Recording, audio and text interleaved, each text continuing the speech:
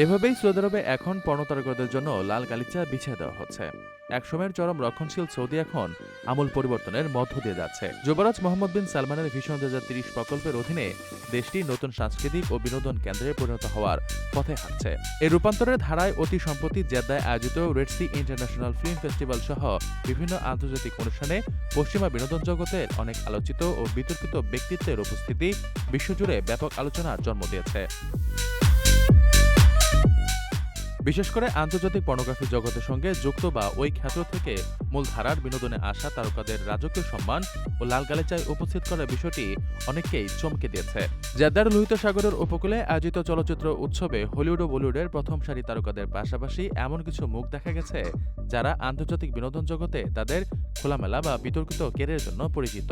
উৎসবে লাল গালিচায় তাদের গ্ল্যামারাস উপস্থিতি এবং সৌদি কর্মকর্তাদের পক্ষ থেকে উষ্ণ অভ্যর্থনা এটাই প্রমাণ করে যে দেশটি এখন আর কোনো নির্দিষ্ট আদর্শিক গণ্ডিতে সীমাবদ্ধ থাকতে চাইছে না।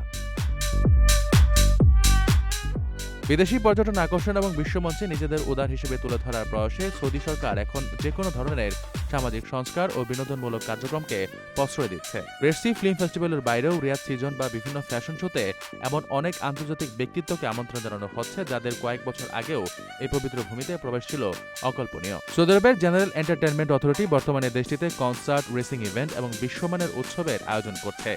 এসব আয়োজনে অনেক সময় পশ্চিমা এমন সব পারফর্মার বা তারকাদের দেখা যাচ্ছে তাদের অতীত বা বর্তমান কেরিয়ার নিয়ে খুদ পশ্চিমা সমাজেই বিতর্ক রয়েছে। তবে সৌদি আরবের বর্তমান নীতি বলছে তারা বিশ্ব বিনোদনের মূল স্রোতে নিজেদের যুক্ত করতে চায় এবং এর জন্য তারা কোনো রাগঢাক রাখতে রাজি নয়।